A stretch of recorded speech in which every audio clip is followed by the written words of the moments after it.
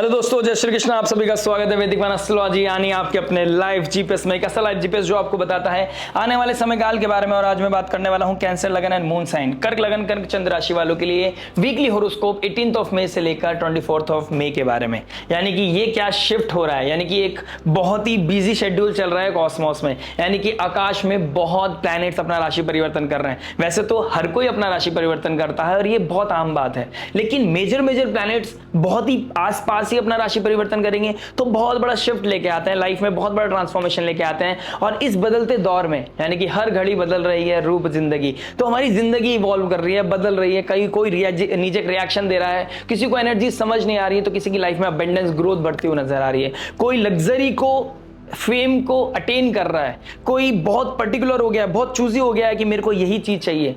लेकिन पैसा कहां जा रहा है उस चीज का ध्यान रखना पड़ेगा। ये लीकेज कहां जा रही है, आपको फ्यूचर ओरिएंटेड होना पड़ेगा। शनि का थर्ड एस्पेक्ट आपके सूर्य और मरकरी के ऊपर पड़ रहा है, यानी कि सेकंड हाउस के मालिक बनते हैं सूर्य। सूर्य रिसोर्स के कारक है, वेल्थ के कारक है, और सेकंड हाउस फाइनेंस को दिखाता है, फूड को दिखाता है। आप क्या खा रहे हैं, कहां पैसा लगा रहे हैं, कहां लीकेज आ रही है, फ्यूचर ओरिएंटेड होना पड़ेगा। अगर कुछ लग्जरी अटेन करनी है नियर फ्यूचर तो आपको थोड़ा सा बैलेंस करना पड़ेगा। इस समय काल में हो सकता है आपकी थर्ड हाउस का मालिक भी 11th हाउस में आ गया है। हार्डशिप के द्वारा पैसा तो आएगा, आपका पैसा मतलब खर्चा नहीं रुकेगा। खर्चा कोई भी हो, कोई भी लग्जरी अटेन करनी हो, आपको पैसा आ जाएगा। क्रेडिट कार्ड यूज करना पड़ेगा, सेविंग यूज करनी पड़ेगी, चीजें हो जाएंगी। बट आपको थोड़ा सा स्ट्रेस टेंशन देती हुई नजर आएगी। क्यों? क्योंकि आप आने वाले भविष्य के बारे में सोचेंगे और यही चाहते हैं आपसे कॉस्मोस यानी एनर्जी। सैटर्न का थर्ड एस्पेक्ट सूर्य और मरकरी के ऊपर, यानी कि वो चाहते हैं कि आप इस समय काल में बहुत क्लियर हो जाएं कि आपका फ्यूचर कैसा होने वाला है।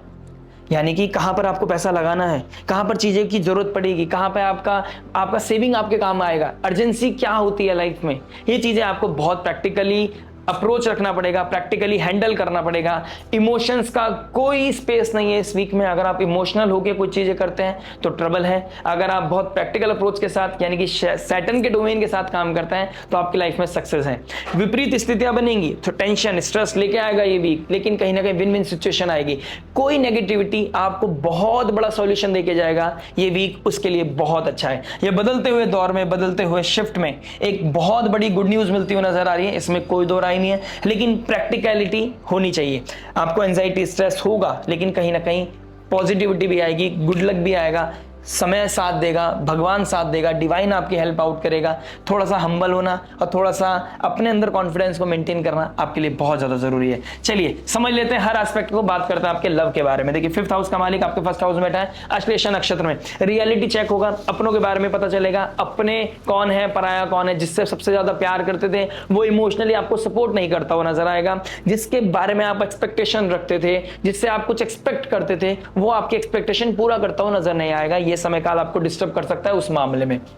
प्लस थर्ड हाउस का मालिक भी आपका 5th हाउस को देख रहा है, सेकंड हाउस का मालिक भी 5th हाउस को देख रहा है। आप कितना ही पैसा लगा दो, कितना ही लुटा दो, कितनी डिजायर फुलफिल कर दो, हो सकता है चीजें थोड़ी देर के लिए ठीक हो जाए, लेकिन टेम्परेरी शिफ्ट, टेम्परेरी फीलिंग आपके लिए ज्यादा बेहतर काम नहीं करेगी। आपको इस समय ऑडिट करना पड़ेगा कि सामने वाले को मैं जितना दे रहा हूं, जितनी वैल्यू दे रहा हूं, जितनी रिस्पेक्ट, जितना प्रेम, जितना प्यार, जितना सरेंडर, जितना डिवोशन मैं दे रहा हूं सामने वाले को, क्या सामने वाला मुझे रिटर्न में वो दे रहा है, नहीं दे रहा है। उसके लिए बहुत ही प्रैक्टिकल टाइम और बहुत ही सही टाइम है ये वीक। और ये वीक आपको इवॉल्व करने में बहुत हेल्प आउट करने वाला है। यानी कि रियलिटी हिट तो करेगी, लेकिन आपके भविष्य को बहुत सुंदर कर देगी। इस वीक को बिल्कुल भी टेकन फॉर ग्रांटेड नहीं लेना है।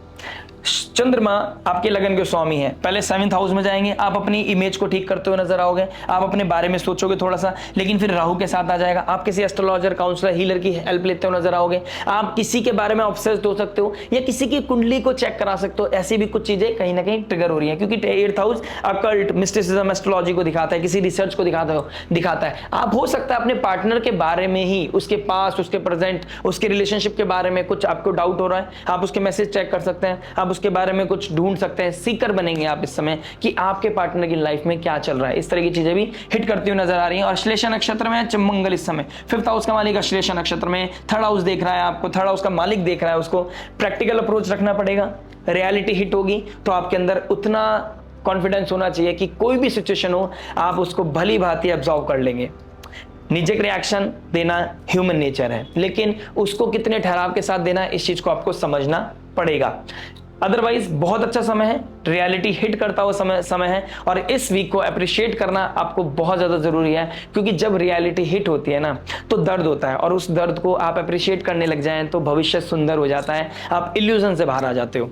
बात करते हैं आपकी मैरिज के बारे में। देखिए मैरिज क्या बता रहा है। 7th हाउस का मालिक कहां बैठा है आपके 9th हाउस में। आइडियोलॉजी चेंज, साइकोलॉजी चेंज, लोगों का बिहेवियर चेंज, अपने पार्टनर की डिफरेंट लेवल पे आपकी अंडरस्टैंडिंग जाएगी, यानी कि आप जो सेम ट्रैक पे चलते थे अब आप डिफरेंट लेवल पे जाओगे, जिसकी वजह से रिएक्शन आएगा। 1st हाउस में मंगल बैठा है, डायरेक्ट एस्पेक्ट कर रहा है आपके 7th हाउस को। मैरिड लाइफ में बहुत सारी चीजें बैलेंस चल रही थी अभी तक, कहीं ना कहीं इंटरप्शन दिखेगा, कोई ना कोई डिस्प्यूट दिखेगा, छोटी छोटी चीजें, रात को लड़ाई, सुबह को सब ठीक हो गया, इस तरह की चीजें कहीं ना कहीं देखने को मिलेगा। लेकिन दिखेंगी ये चीजें, मिसअंडरस्टैंडिंग होता हुआ नजर आएगा, अंडरस्टैंडिंग लेवल थोड़ा डिफरेंट लेवल पे जाएगा, इस तरह की चीजें दिखाई देंगी।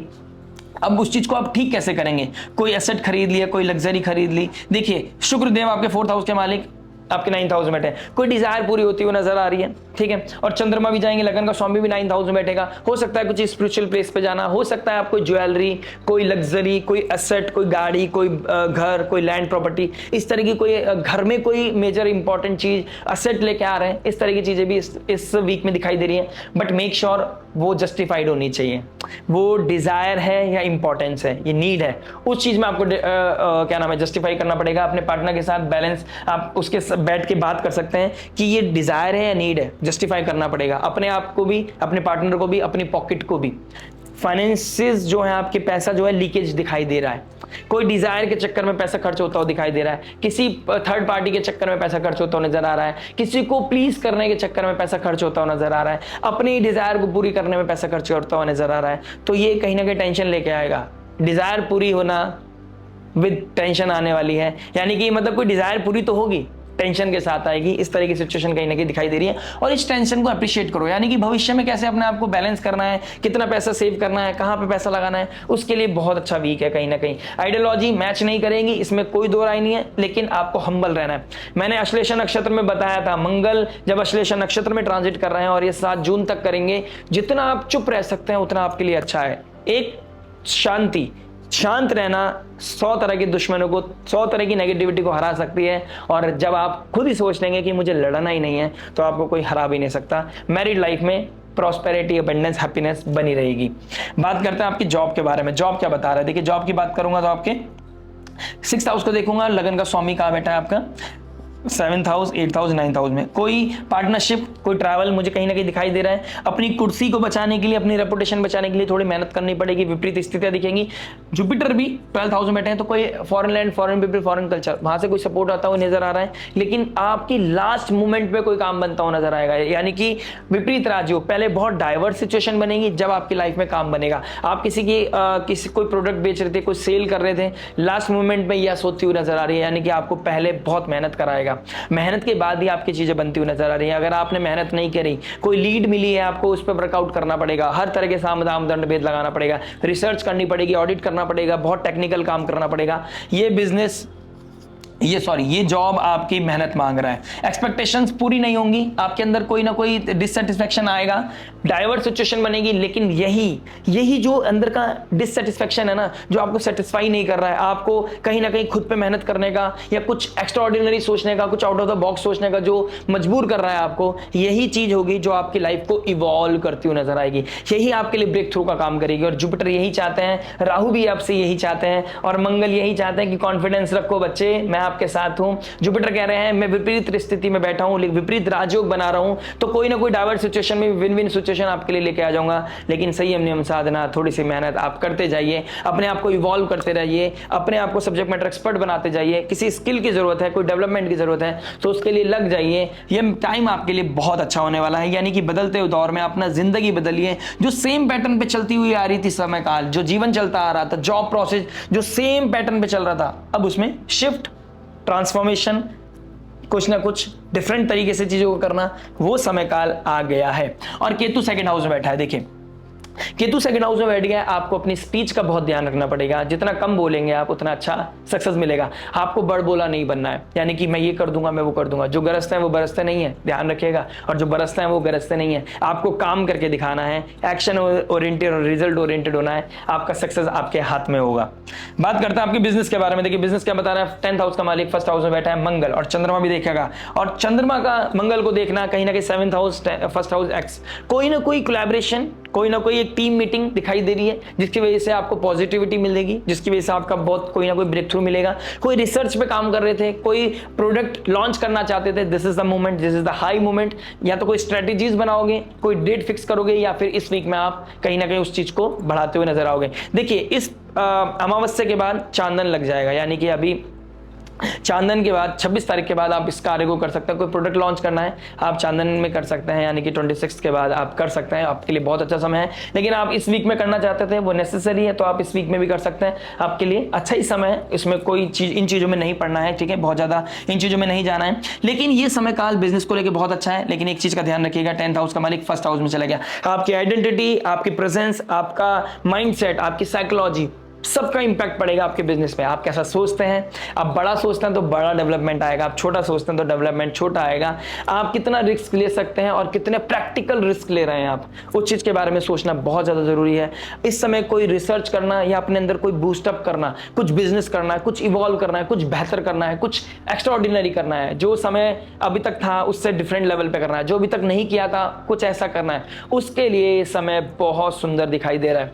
दिस इज द मोमेंट जब आप कुछ एक्स्ट्राऑर्डिनरी करते हुए नजर आओगे। लेकिन चंद्रमा की पोजीशन 8th हाउस में, फिर 9th हाउस में, रियलिटी लेके आएगी। आपका मन तो करेगा मैं ये कर दूं, मैं वो कर दूं, लेकिन जैसे सर्कमस्टांसेस फील करोगे, जैसे सिचुएशन को फील करोगे, उस रियलिटी चेक में आ जाओगे जब आपको लगेगा यार ये कैसे होगा, तो वही टेंशन, वही प्रेशर चाहते हैं शनिदेव की इस प्रेशर को फील करो और अब यहां से कुछ आउट ऑफ द बॉक्स सोचो। तो इसको अप्रिशिएट करो। ये समय काल बहुत अच्छा है, ये बदलता समय काल आपको कुछ देके जाना चाहता है, इसको दोनों हाथों से लेना है। अपने अंदर क्योस नहीं बढ़ाना है, आपको क्योस को खत्म करने पे काम करना है। और ये टेंशन, ये आइसोलेशन, ये डिप्रेशन, ये एंजाइटी आपको यही कह रही है कि आउट ऑफ द बॉक्स कैसे जाना है, उस चीज के बारे में सोचना है। कम बोलो, काम करो और एक्शन ओरिएंटेड हो जाओ।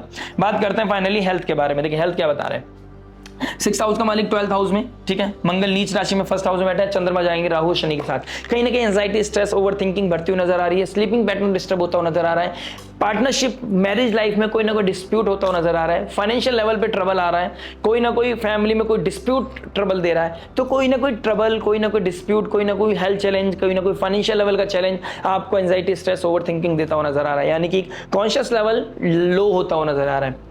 आपको इसे इवॉल्व करना है, चाहे स्पिरिचुअली करें, चाहे प्रैक्टिकल कोई अप्रोच रखें, कोई भी किसी ना किसी तरीके से अपने आप को हील करते रहना है अपने अंदर। देखिए मून चंद्रमा पानी का कारक है, लगन का स्वामी है, जितना पानी कंज्यूम कर सकते हैं, गर्मी का टाइम चल रहा है, बहुत अच्छा है, कम खाना खाइए, पानी ज्यादा पीजिए, समय से सो जाइए, सुबह उठिए, ओम नमः शिवाय की चैंटिंग करना, जलाभिषेक करना, ये भी बहुत बड़ी रेमेडी हो सकती है आपके लिए।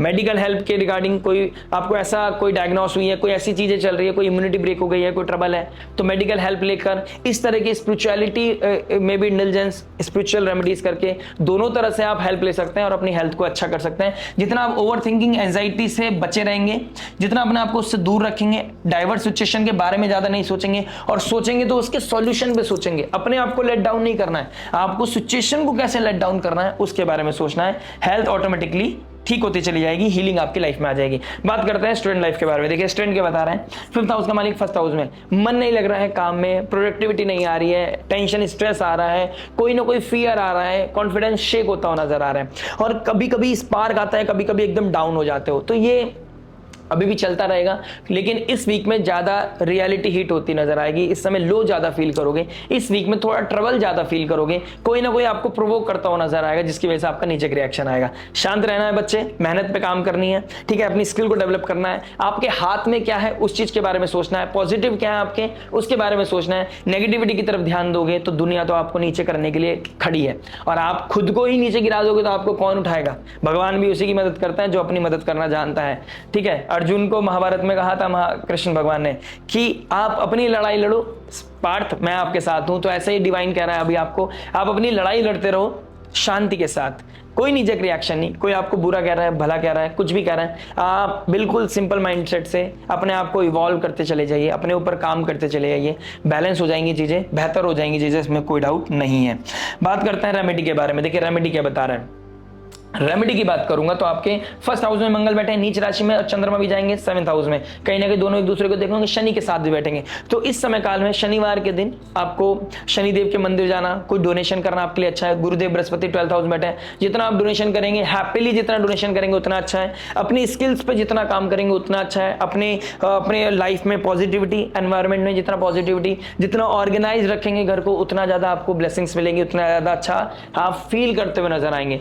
हनुमान चालीसा का पाठ करना, हनुमान जी को सिंदूर चढ़ाना आपके लिए बहुत सुंदर हो सकता है, बहुत उत्तम हो सकता है। मंकी को फीड करना भी आपके लिए बहुत अच्छा है, और जितना पानी का कंज्यूम करेंगे आप, उतने ज्यादा आपका माइंडसेट अच्छा रहने वाला है। यानी कि हनुमान चालीसा पढ़ते जाइए, शिव जी का अभिषेक करते जाइए, और जितना आप डोनेशन कर सकते हैं मंकी को, नेचर को, नीडी लोगों को, जितना आप फीड करते चले जाएंगे, जितना आप इस नेचर को हेल्प करते चले जाएंगे, ये वीक उतना ही सुंदर आएगा। यानी कि हो सकता है आपके आसपास के लोग आपका सहायता ना कर सके, लेकिन नेचर पे कभी डाउट मत करना।